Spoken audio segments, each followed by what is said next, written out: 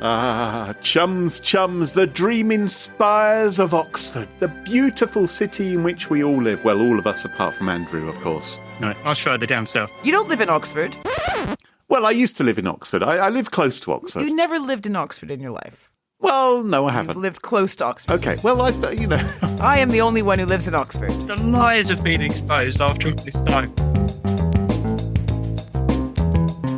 Smashing Security, Episode 304, Oxford Dating Disaster, Cheap Security Robots, and Faking a Suicide, with Carole, Theriault and Cluley. Hello, and welcome to Smashing Security, Episode 304. My name's Cluley. Happy New Year. I'm Carole Theriault. Happy New Year, Carole, and Happy New Year to our special guest this week who's joined us. He hasn't been on the show for a while. It is Host Unknown's Andrew Agnês. Hello, Andrew. Hello, Happy New Year. Hi, Andrew. Welcome to the show. It's great to be back. Yeah, it's so much more fun here, isn't it, than other places? I think we've got to the point now where it's a bit weird to say Happy New Year. Oh, yeah, it's our first show of the season. Get over it. Okay. Yeah, so I actually meant the Chinese New Year. So we've not had that yet. That's 22nd of January. We're good for another couple of weeks. Very thoughtful. Before we kick off, let's thank this week's sponsors, Bitwarden, Zoho Pam 360, and Nord Lair. It's their support that help us give you this show for free. Now, coming up on today's show, Graham, what do you got? Oh, I'm going to be talking about an Oxford student dating site which has got itself into a bit of a pickle. Ooh, I didn't know you hung out on those sites. What about you, Andrew? I am going to be talking about autonomous security robots working for less than minimum wage. And I'm going to be telling a tale of crazy social engineering. Or is it? All this and much more coming up on this episode of Smashing Security.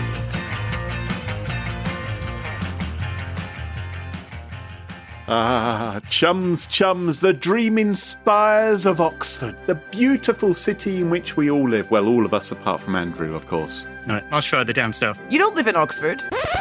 Well, I used to live in Oxford. I live close to Oxford. You never lived in Oxford in your life. Well, no, I haven't. You've lived close to Oxford. Okay, well, I am the only one who lives in Oxford. The lies have been exposed after all this I time. can see the dreamy spires if I walk a block. So there you go. Well, if I drove for about 25 minutes, I could find myself punting along the Isis with a wind-up gramophone, drifting past the ancient colleges, having a game of crazy golf. It's a lovely place, isn't it, to nibble a cucumber sandwich? I have actually punted with my book group and read poetry, eating cucumber sandwiches while punting. There you go. There's nothing more Oxford than that, isn't it? It's a city of culture, a city of sophistication, a city of study and intellect and great thinking, genius minds. And it's also the city of OxShag. OxShag? Yeah, OxShag. Are you familiar with OxShag? No. Well, it's a website which has just popped up last weekend. It poked its little head up and it promises to help overworked and undersexed students in Oxford find, and I quote, bookworms with benefits, course mates to keep it casual with, nerds with no strings attached. So this is a new initiative to matchmake amongst Oxford University students. So if you want to swap the Bodleian Library for a hot bod, this is the place to go. Okay. So would you like to hear how it works? Yes. Of course. Okay. And do you have to be in Oxford to do it? Like, can you do like 40 miles from your location? Oh, bet you're jealous. Bet you're jealous now, Andrew. You have to be a member of Oxford University.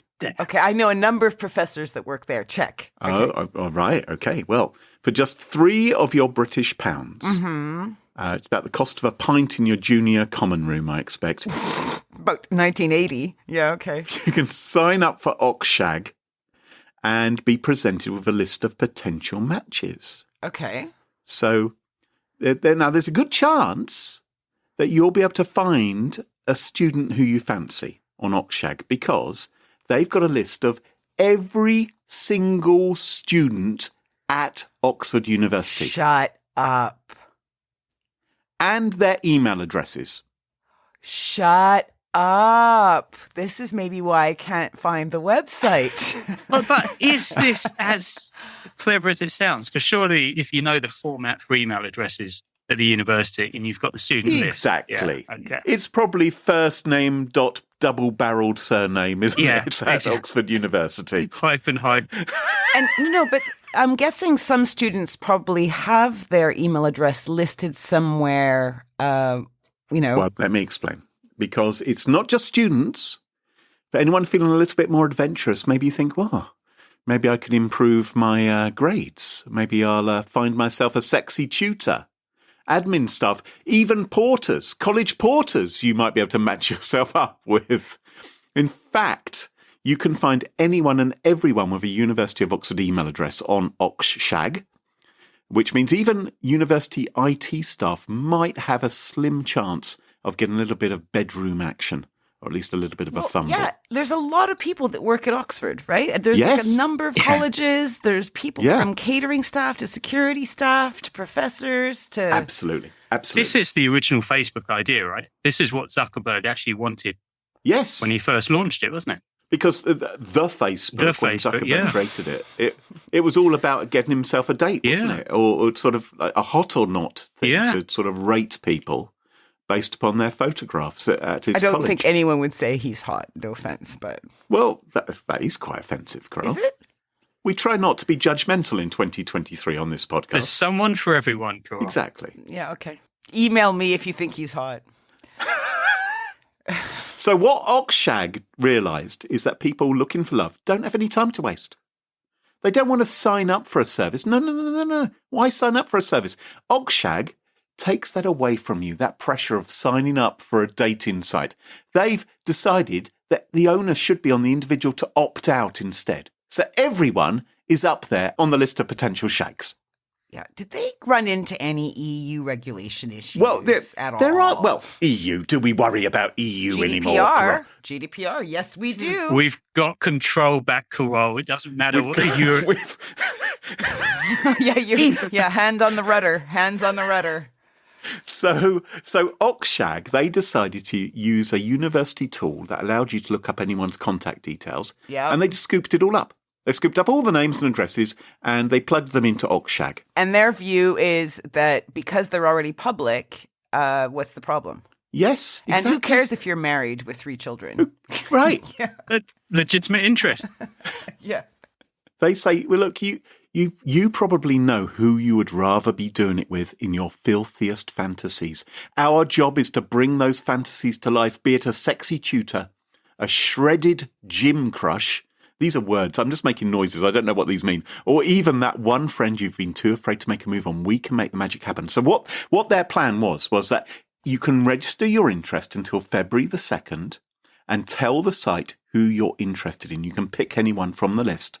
And then on Valentine's Day, they are going to send out the matches.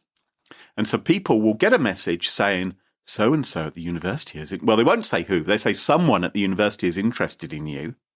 If you want to find out who... You have these things in common. Fox hunting. Can I ask, is there any pictures of these people? Or is it just literally name and an email address? I think it's just name and email address because when you're a student, you're not that picky. And quite right, too. All right, so you just go, I really want to shag a Pamela. That's what... Exactly. I'm going to Alt-F on Pamela and let's see what comes up.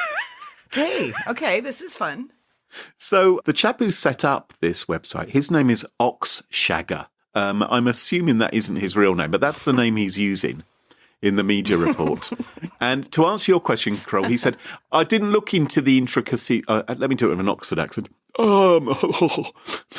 I didn't look into the intricacies of GDPR law when making OxShag because all the information I used was available on the Oxford University website. I could have totally predicted this kid. I'm like an oracle. All right. So there's no privacy policy. There's no obvious way to remove yourself from the site. And I wondered, what do you think of all this? Is this a good thing? Is this doing people a favour? How do you feel about it? Love it. Yeah. It's a great idea. They should do it all over the country. Yeah. Don't you think? I mean, what a brilliant idea, because it's so intimidating. This is the question which I really have for you right now. Andy, I know you've lost a lot of weight. I know that you're looking pretty shredded, pretty buff at the moment. Shredded. Now you know what it means. No, I don't know. I used it earlier, didn't I? But so I'm imagining you sat in the office. Now, would you like a stream of people coming up to you in the office and saying, "Hey, Andy, do you fancy going out for a drink sometime?" I would absolutely love that. These are the good old days of the .com era where we had Rare of the Year competition. HR was HR was in on it. Everyone came down the pub drinking, and then all of a sudden, the laws changed, and it's like, you're not allowed to. God, women wanted rights. Jesus Christ, so crazy. So yes, if these people are taking us back to those days, count me in. You would love people to queue up, because that's what I'm wondering is this actually better than it happening in real life? Is it less intimidating to get an unsolicited email saying someone's interested in you? Better? How are they interested in me? How does that work? Right? So what? No, but on this thing is just a name and an email address. How do they know anything? But, Carole, because you go to Oxford University, so you see the porter, so you see your tutor, so you see your fellow students, you think... And you know their name is Pamela Jenkins, and then you go, I'll search for Pamela Jenkins, now I have her email address, and I can stalk her. Yeah. I could actually... Or just send her a lovely message saying, I'm interested in, mingling. Why would I need to go through this website? Why wouldn't I just email directly if it showed all the email addresses? Well, because that can be a bit scary. Yeah. You only want them to know that you're asking them if they log into the site and do a match. If they say, "Well, I'm interested in Carole Theriault." Okay, that's clever. Right? Yeah. Well, it's like Tinder. Well, yes. Yeah. So some of the people I know that went to Oxford, they were, introverts. They wouldn't openly go out, and so this is why I think it's a great idea.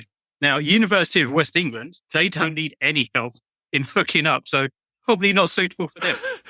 Do you know, the Yellow Pages and the phone books, BT should have got in on this because they have everyone's contact details in all cities. So they could have done citywide OxShag and gotten rid of the student requirement and just done it, citywide. Oh, I see. We should have this nationwide, you think? That's right. You could be going like Pembroke Shag, London Shag, Birmingham Shag. So Rishi Sunak, he wants to tax us more, right? He would like some more money. He could run a website which asks us to subscribe and we can all have fun. And if he legalizes Mary Jane at the same time, people might think it's a good idea. Well, OxShagger... He says, what could have been a fun event has now been ruined by the loud minority because the site, it was briefly taken down due to complaints. It was relaunched for a reduced fee of £1 and it seems to have now gone completely, right? So they've taken it down. He says, loosen up a bit, have a laugh, take life a bit less seriously. I think those who are most against OxShag are probably the most in need of it. Exactly. A bit rude. Yeah. OxShagger, if you're listening, get in touch. I think it might be interesting to interview. Well, I think there's a serious point here, though, because you may have religious reasons why you don't want to participate in this. You may be a victim of domestic abuse or have been stalked in the past. Well, according to you, it's all fine because if I don't want to participate, I just don't log into the site. Well, you still may not want those emails. I was just playing devil's advocate. Also, what if you're in a relationship and you receive one of these messages? That could cause a few problems, couldn't it? Quite nice, actually. University. Relationship for 15 years now. I'd be all right. Right. I wouldn't mind a little flirting. Yeah. Get him to perk up a little bit. Maybe he'd raise his game, would he? Yeah. If he knew there's someone else in the running. Exactly. Who knows who, right? But... Anyway, the site has come down. Oxford University aren't very happy about it either. And branding issues. I think he's going to do just fine, Mr. OxShagger. Think? He's going to have more time to dream up his next venture. I think we'll hear from him again. He may have a different name. He may rethink that. His name is probably Humphrey OxShagger or Basil, isn't it? Or Tim. Tim, terribly nice, but OxShagger. That's very, no, I don't. His name could be just Jeff. Oh, he'd go by Jeffrey, not Jeff. He might go by Jeff. You guys have Oxford all wrong. I went to the University of West England. I want to know why Andy's slagging it off. I know what I'm talking about. Andy, what have you got for us this week?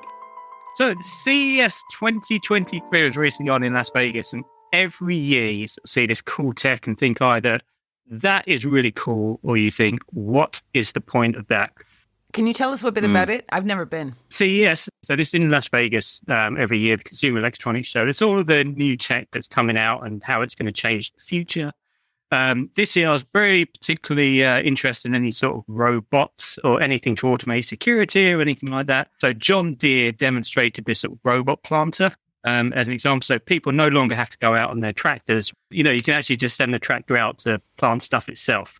Yes. But my favorite thing that I saw this year was something called Parky. So for anyone who's got like an electric car, you know how they have this sort of range anxiety, whether you do get to the car park, whether there's a space you can park in and charge your car. So there's this robot called Parky that actually comes to any space in the car park. So you can park anywhere in the supermarket, whatever, and it will come to you and just charge wherever you park. Rather than you needing the particular spaces to be free. But anyway, so I was looking for anything sort of security or I love that type of area. But in my searches, I did come across this story about a robot security guard which suddenly became unemployed after Christmas. Now, obviously, terrible time of year to lose your job anyway, but so my attention was more on the fact that this was a robot that was actively employed to do security. And so this particular article is about a California utility company called Pacific Gas and Electric, or more commonly known as PG&E. And they started trialing these autonomous security robots, or ASRs, in December. And this was after the fallout from the San Francisco Police Department debacle. And so the San Francisco police were authorized to use robots to deal with certain situations. And they sort of freaked people out when they tried to reassure them that the robot would not be authorized to carry firearms, only explosives. Much better. Obviously, most people were okay with that. Unfortunately, there was a small minority, much like OxShagger. A small minority of, people managed to, cause SFPD to backtrack on these plans for now. But, they're still authorized to do it. So anyway, I am all for innovation. I love new tech. Wholeheartedly think we need to go through these sort of trials to get something out that works. But what I didn't realize was how long these ASRs have been out in use in the wild. Okay, so this ASR that was let go by PG&E, after Christmas, obviously very sad. California is an at-will state, so it's not getting any severance pay, but, I wanted to know what its prospects were. Hang on. Andy, you're talking about a robot security guard here, right? So, this is... Nobody, I think the point is you can see why employers will prefer them because they don't have to shell out. Yeah, exactly. Right? They don't have to shell out retirement fees and health care or anything. Well, maybe they need a little WD-40. Yeah. Don't get complaints. You can make it work overtime, all this kind of stuff. So it's it's actually a Californian company because, of course, that it's called Nightscope, which makes these, but they're not the groundbreaking tech that I thought they were. Okay, so these robots were actually first deployed back in 2015, so sort of 7-8 years ago. And Nightscope, they describe themselves as public safety innovators. And these robots are fully autonomous. They use self-driving technology, and they're designed to alert police, of security incidents. They've got sensors that can detect weapons. They can read number plates, and they can detect other kinds of suspicious activities, which they don't go into detail about, but I'm assuming some type of facial recognition. And so that was in 2015, they were first deployed. Okay, so by 2017, their clients included Microsoft, Uber, Juniper, LaGuardia Airport, NBC Universal. And obviously, it's not been, all plain sailing over the years, as you can imagine, with this type of tech. So back in 2016, one of the robots accidentally ran over a sort of 16-month-old child whilst it was patrolling Sorry. Well, I sense that you're laughing at this, Andy. You're finding this amusing. Trial and error. I don't think it hurt the child. I'm sure it wasn't going at top speed. It was just the kid's foot. So, not the end of the world. Sounds a bit like when the Peloton treadmill sucked up an infant, if I remember correctly. Well, but, you live and learn, okay? It's only an issue if you don't learn. It's like self-driving cars that crash, okay? I'm looking at one right now, and they kind of look like a large... Dalek. They look like large suppositories, actually. Like a nappy bin or something. With a camera. But, yeah. Well, they do look a bit like Daleks. Yes. They do, don't they? there's another incident where one actually accidentally drowned itself in a fountain when it's supposed to be patrolling the Washington Harbor. It kind of went off track. But yeah, so I'm seeing one here being advertised on their website for the homeowner associations. yes, So you could have this thing in your street. so many use cases. Monitoring you going, pick up your litter. Your bins are out. You know, Yeah. you left them out longer than Ding dong, ding dong, ding dong, ding dong. Stop walking on the cracks in the pavement. What are you doing with that? Wearing that loud shirt. So right, the four models they've got. Okay, so starting with the K1, which is a stationary one. It's designed as a weapon scanner for entrances to buildings and things like that.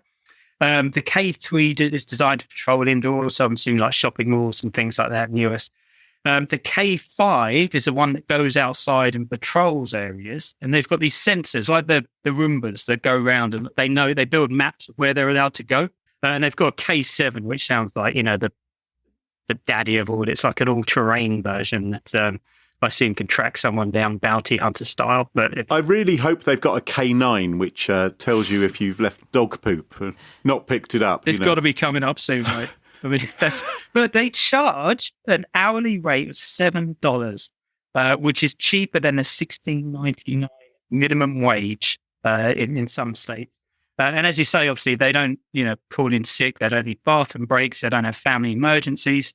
Well, not yet they don't. Not yet they don't have family emergencies or have to take the... I mean, with the advancement of AI, it's only going to take a certain while before these robots start demanding union rights. Yeah. Unless the government changes the rules and, ensures a minimum service requirement, then, which could happen. And so security guards to go on strike and these robots get deployed in their place for half the cost. How soon before they have tasers and, Big, yeah. kind of things? And so we're only in the second week of this new year and they've already signed 4 new contracts to deploy these ASRs to various clients. So, this stuff started in 2015. 4 new contracts already this year. And I'm sure that these things are not things that you buy off the shelf. I wonder what happens. Like if someone kind of suddenly jumps out, somehow misses the sensors and spray paints like every 15, like all 15 video sensors on it, or drops a bag from a great height on top of it. Yeah. Right? Do they all come running? Does it call its peers and they all kind of... Trundling. Hopefully sure. that's where the K7 all-terrain one comes out. That would be like, the Enforcer model. Call your big brother sort of thing. Carole, what have you got for us this week? Well, we are entering the world of self-publishing. I mean, it's got to be hard, right? Publishing with an agent and a publisher is hard enough. I've heard from various authors how they not only have to write the book, but they have to do much of the marketing activity as well and flog it and everything. But if you write and publish your own stuff, you've got to be either super talented, savvy, lucky to get a glut of readers, right? Oh, yeah. I think it'd be hard, wouldn't it? Yeah. Yeah. Didn't you once help someone to self-publish a book? Yes, I did, Carole. Yes. What was that book again? I can't remember. What was it? It was written by my father-in-law. It was arguments as to why Britain should leave the European Union. That's right. He had written. And how did that go? Did you sell out? I think he sold about 30 or 40 copies in the end. But he needed some technical assistance. He self-published via Amazon. He'd made this perhaps short-sighted decision to originally write the book, not in Microsoft Word or a word processor, but instead to write it in PowerPoint. And so every time he edited a page, every subsequent page had to be sort of shifted along a little bit. It's not the way I'd recommend writing a book, and it's particularly not very helpful if you're the one who's been asked to produce it in a form which Amazon will accept, because they don't take PowerPoint slides. Plus, of course, it was about reasons why we should do Brexit, which was a bloody idiotic thing to do. And somehow you offered your services. Well, I'm just a kind person. We thank you. Well, don't thank me, because, of course, maybe it did actually tip the balance so that we did actually vote for Brexit as a country, which... There's 30 votes, did it? Yeah, I think possibly, those 30 votes did it. Possibly they did. So, yes. Let's move on, shall we? Yeah, sure. Thank you for mentioning it. I didn't. I asked. You talked. Well, what can I say? Well, things for Tennessee-based self-published author Susan Meachin weren't going so well. She seems to be a specialist in what some have called paranormal bully romance. What? Paranormal bully? So, look, sort of grumpy ghosts who want to stay Or bully you, I guess. Okay. I don't know. I haven't read it. Anywho. Is this something that is just completely unprovable? Well, when I say specialist, I mean like she's a self-published author and specializes in writing books about paranormal bully romance. So, anywho, I digress. So Miss Meachin also had a group. She founded on Facebook. And in September 2020, a post appeared. And it told the followers that it wasn't Susan, but her daughter writing, and that she was announcing that her mom, Susan Meachin, had committed suicide following bullying and harassment from members in the book community. And this is a big deal, right? The whole group is like shocked. And a month later, in October 2020, this is all according to Rolling Stone, a new post was shared on the account clarifying that her mom obviously was no longer in charge of the account. Sorry, thought everyone on this page knew that my mom passed away, she writes. And she further clarifies, dead people don't post on social media. I've been on this account for a week now, finishing her last book. You say dead people don't post on social media, but I follow a number of dead musicians online. So I follow like John Lennon and George Harrison and Jimi Hendrix. They still seem to produce posts on Instagram and places like that all the time. So she's gone. So she's gone. Her daughter's still working on the final book. And then there was another post, okay? And it requested that the account, Susan Meachin account, should not be reported to Facebook because Facebook would probably discontinue it as she's passed. Oh, okay. And the reason for this is would allow the account administrators to focus on dispersing the late author's remaining inventory throughout audiobook giveaways and in the aid to help her complete her final novel. And there was a lot of work. So the daughter sought out volunteers on the group, right, to help put the book together, edit, and promote it. That sounds fair enough. And yeah, right. And there was a fellow author, Samantha Cole, said how the daughter wrote about how horrid the book world had been to Susan. And she writes, quote, apparently they wanted to honor their mother's memory by publishing the last book she wrote, which they did. Okay, so the fans and volunteers dedicated to the self-published author pulled together an anthology called Bully King, a collection of her stories. I'm so fascinated by this whole concept now of paranormal bully romance. But anyway, I know. I was going to open this story with an excerpt of one of her books, right? I thought that'd be the way to do it, and I just couldn't get there in time. So, and inside the book, this collection that they put together, the dedication reads, the world is a little less bright without her. Words can hurt, but they don't have to. Words can also heal. Let's keep bullying where it belongs, in fiction. Okay? Right.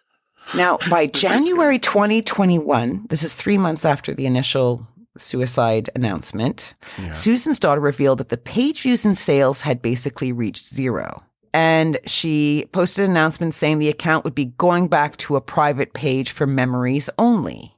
Okay. Right. Fair enough. And occasionally fundraisers benefiting nonprofits like American Foundation for Suicide Prevention and the National Suicide Prevention Lifeline appeared on the profile. But other than that, the page went dark. And that should be the end of that. Yeah. Except that Susan Meachin is not dead. Oh. More than 2 years after the announcement, the suicide announcement, Meachin has decided that she wants her life back and returned to Facebook to reveal, ta-za! I was never dead in the first place. Woo-hoo-hoo-hoo-hoo. I'm here, guys. Stop crying. I'm right here. Right? Right. Okay. Quote, she writes, I debated on how to do this a million times and still not sure if it's right to do so. She wrote in her Back from the Dead to the Facebook group on January 2nd. And I imagine she was welcomed back with open arms by everyone. And everyone said, oh, we're so happy. Exactly. They're all like, Fusies, we thought you were a goner. It was really fun working on your book, volunteering all our free time to pull it together because you had apparently committed suicide. But yeah, so ACC Nightmare is kudos on Twitter for spotting that our author, Susan Meechan, had been on TikTok the entire time under her whole name. What? So she'd been posting TikTok Yes. videos? What? Yes. And people hadn't noticed this? Another person on Twitter reported that one of her book rankings on Kindle jumped from positions on Kindle Store. So at first it was 267,000th and it went up to 82,000th. So a huge jump. Big jump. On the paranormal bullying romance chart, I imagine. Exactly. So she sold more books because people were, I don't know, memorializing or thinking, I'll buy her last book and support her family. But she wasn't actually dead. She wasn't actually dead. So I guess my question to you guys is, how bad of a crime is this? So she faked her own death and then tried to profit from that. Somehow. There's lots of fighting as to who did it. My sister, not my sister, blah, blah, blah. But... Yeah. So this is really tricky because obviously anything I say will be immortalized and it's going to be like, oh God, you thought this. But this, those people that sort of pretend their kids are sick and not shave their hair and stuff like that. This strikes me as that type of person. Munchausen by proxy, yeah. Yeah, that's it. Yeah. And so that's where it's it's an illness. And so you can't, fault the person for doing it. But that's what this strikes me as, that sort of There vibe. might be some sort of mental health element to this, perhaps. Yeah.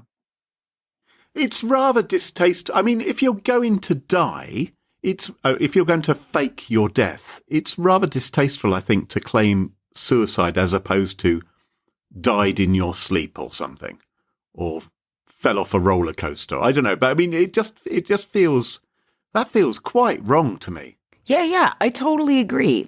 As Andrew says, if this is a mental health issue, then I hope she gets help.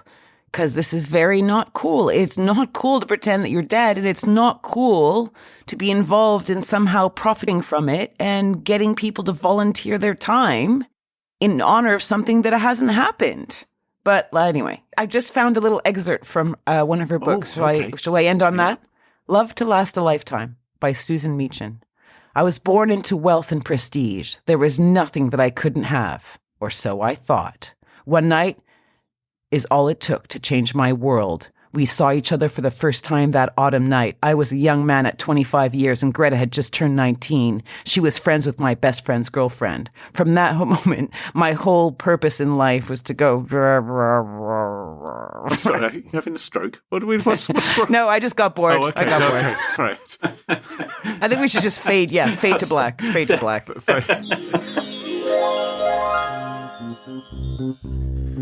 So there's probably a lot of Smashing Security listeners out there who might be concerned after hearing about the data breach which recently occurred at LastPass.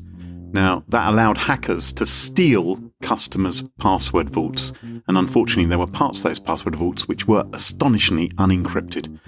There's no doubt a lot of questions users are going to ask LastPass about how that could have happened and why some of that data was left in that insecure state. But one password manager that isn't making that mistake is our sponsor, Bitwarden. Customers of Bitwarden know that their vaults are entirely end-to-end encrypted with zero-knowledge encryption, including, unlike LastPass, the URLs for the websites which you have saved passwords for. You can learn more about that in the Bitwarden Help Centre and at bitwarden.com/privacy. And if you happen to be looking to switch password managers right now, well, Bitwarden makes it easy. They support importing from lots of other solutions, and there's even a LastPass migration guide available. Learn more at bitwarden.com/migrate. That's bitwarden.com/migrate. And stay safe. Did you know that misuse of privileged credentials is often the entry point into your network for attackers? And enterprises can combat these threats using an enterprise PAM solution like Zoho's Manage Engine PAM 360. PAM 360 is a fully functional privileged access management suite offering a holistic picture of all the privileged devices, users, and credentials in your IT infrastructure.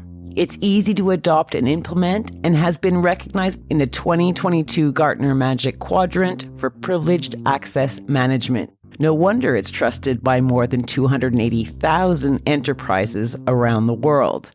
Get PAM 360 to achieve world-class privileged access management capabilities without denting your IT budget. Learn more at smashingsecurity.com/PAM360. And thank you to Zoho PAM 360 for sponsoring the show. Today's podcast is also brought to you by NordLayer. Now, NordLayer safeguards your company's network, but it's much more than just a VPN for business. As you already know, business networks today are more vulnerable than ever due to remote work, ransomware attacks, data leak incidents. Well, NordLayer secures and protects remote workforces as well as business data, and it can even help you ensure security compliance. Simply go to nordlayer.com/smashing and get 1 month free. NordLayer is easy to start at, and it takes less than 10 minutes to onboard your entire business on a secure network.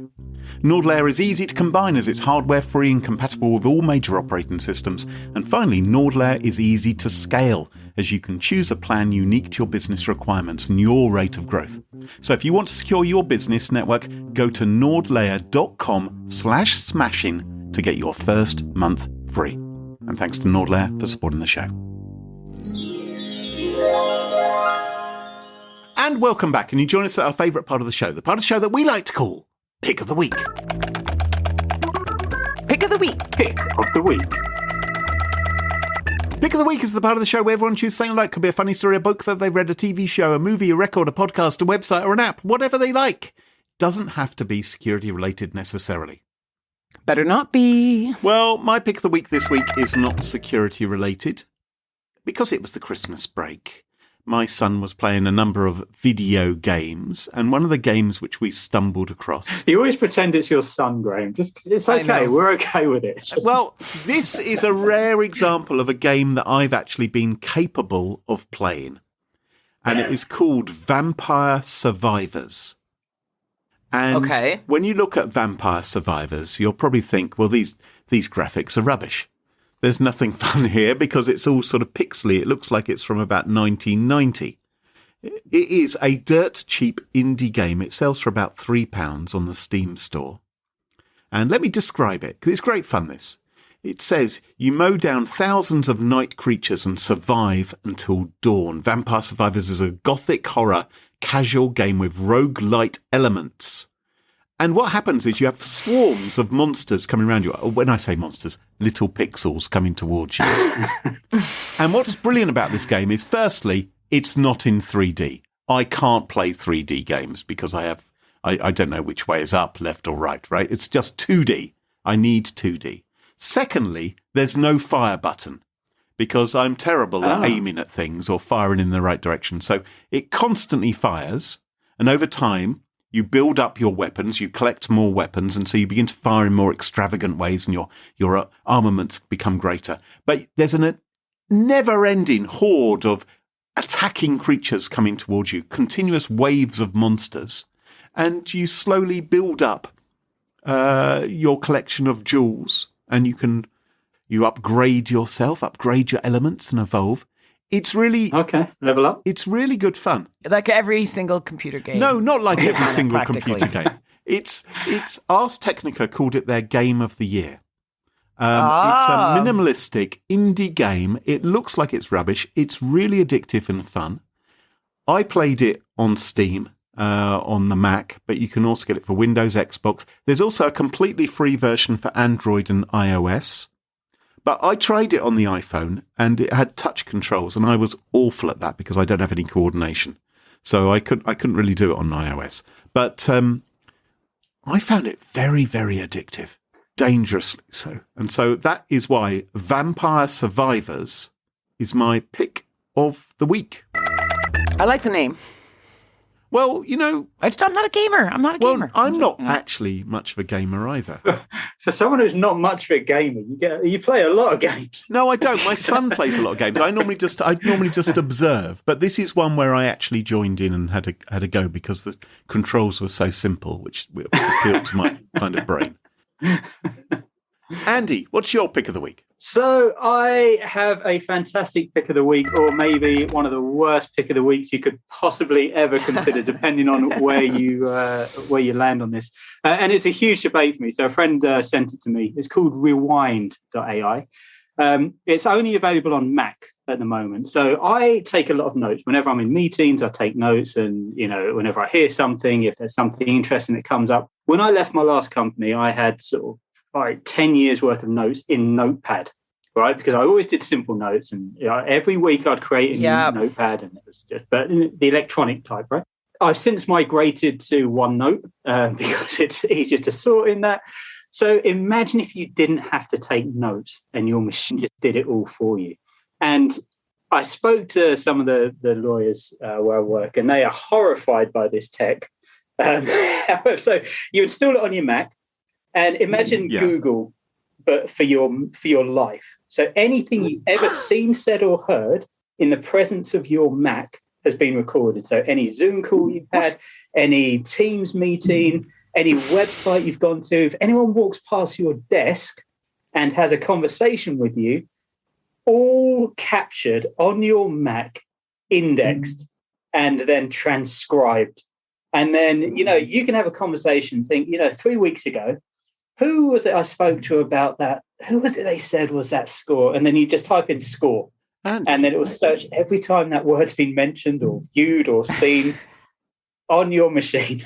Andy, are you running this software at the moment while we record this podcast? I am not running this software at the moment. With the conversation we had before we officially started. So, no, I don't have... I'm actually not using my Mac at the moment. Oh, so thank goodness. You can pause it. You can switch it off. And so this is one of these things. I'm actually horrified and intrigued as well. So for me, it would be about going back and pointing out when someone said something that they later denied they said. Tom Langford. Exactly. I would say I've got receipts, right? I will prove when you said this, and I will prove that I was right. I wonder if you can, is there a button that says like monthly report, and then it tells you like how much you talked about food, how much you swore, how much porn you watched? Oh, right? Not yet. It was on the beach. I signed up for it, and it took a while till my signing came. So they launched in November, but I was really debating. So friends who sent it to me actually sent a video of what his typical day looks like, and it's sort of very condensed, sort of like a highlight reel. And it scared me because, you could see when his son walked in the room and he turned around to speak to him and stuff like that. It's like all his Slack messages that he's going through, every single thing. But obviously, yes, huge consent issues.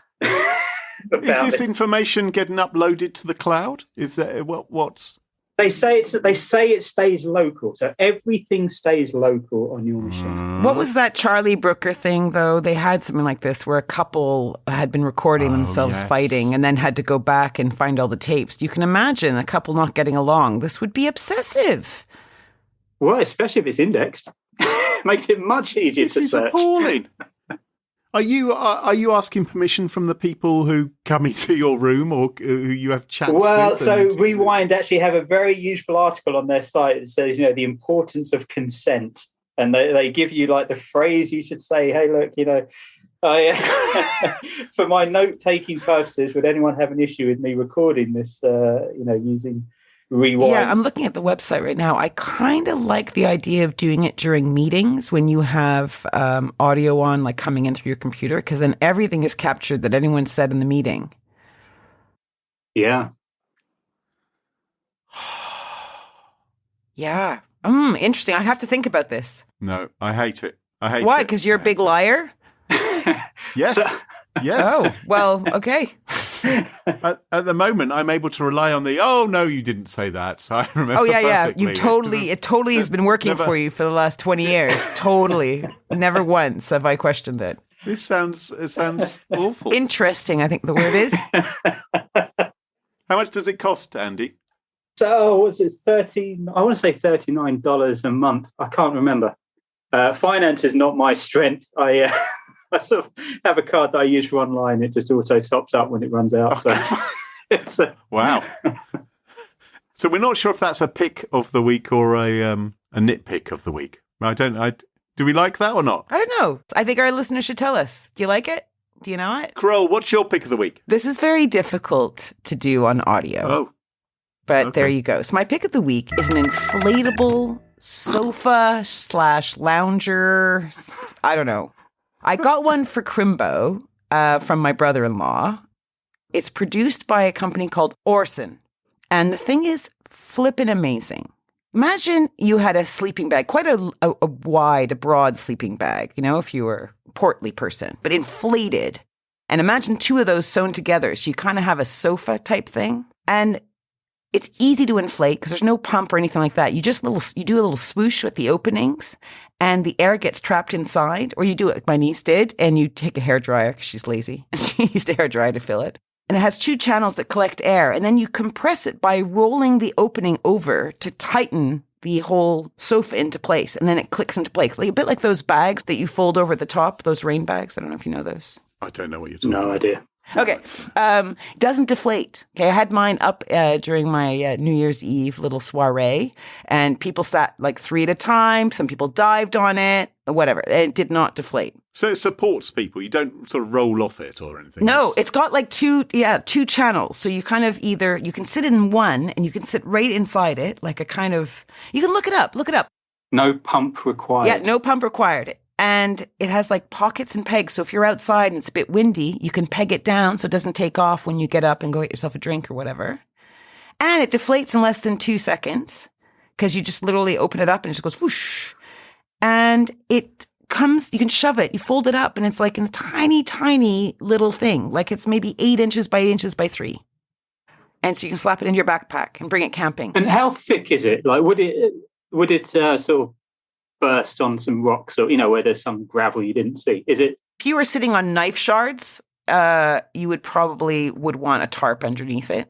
It is inflated, but it feels quality, man. It feels quality. It's $40 as well, or 40 quid. You can find it on Amazon. You can go to Orson. I love it. It's great. The kids loved it. It's a great gaming chair that you can put away when people aren't there needing to game. It's a great TV chair, great reading chair.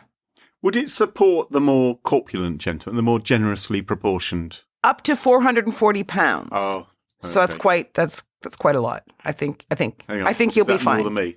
I think you'll be fine. That's 0.2 tons. Let's just see. I'll just about manage that. Yeah. Okay. It's great. Kids would love it. Teenagers would love it. It's like an occasional chair.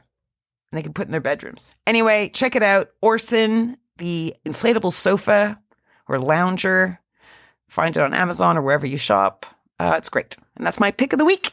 Well, Carole, I expect to see this next time I'm round for a little drinky poo in your back garden. Let's get it out. I can try it out. Yeah, I've had it out in the house. I've had it in the front room and everything. Well, on that note, we've just about wrapped up our first show of 2023. Andy, I'm sure lots of our listeners would love to follow you online. What's the best way for folks to do that? Oh, the best way. So last time I was on, I actually gave out my number and was surprised when a few people actually did message me, which was surprising. So I got rid of that number after 15 years of having it. So I think the best way you can get hold of me, the only thing I still have alerts on at the moment is Tumblr. So you can reach me at Nymphosec, that's NYPHOSEC at Tumblr. on your live journal blog, you can... I am 100% serious. I have two social media apps. I have TikTok and Tumblr. And I don't want people talking to me on TikTok. All right. You can follow us on Twitter at SmashInSecurity. No G. Twitter wouldn't allow us to have a G. And we've also got a Mastodon account. So look for Smash In Security up there. And don't forget to ensure you never miss another episode. Follow Smash In Security in your favourite podcast apps such as Apple Podcasts, Spotify, and Google Podcasts. And huge, huge thank you to this episode's sponsors, Bitwarden, Nordlair, and Zoho Pam 360, and of course to our wonderful Patreon community. It's thanks to them all that this show is free. For show notes, sponsorship information, guest lists, and the entire back catalog of more than 303 episodes, check out SmashingSecurity.com. Until next time, cheerio, bye-bye. Bye-bye. Bye. Ah, lovely.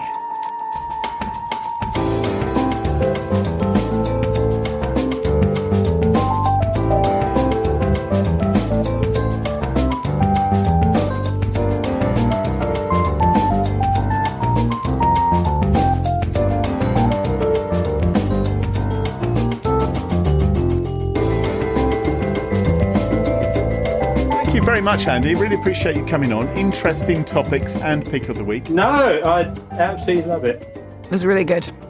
No, that pick of the week is scary. It's interesting though.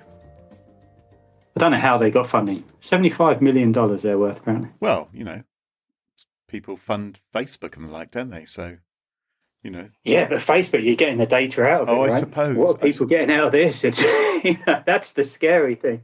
Yeah, but basically it's heroin. You get people addicted to this. And change the terms. And change the terms. And then you make a cloud version so you can access it anywhere on different devices.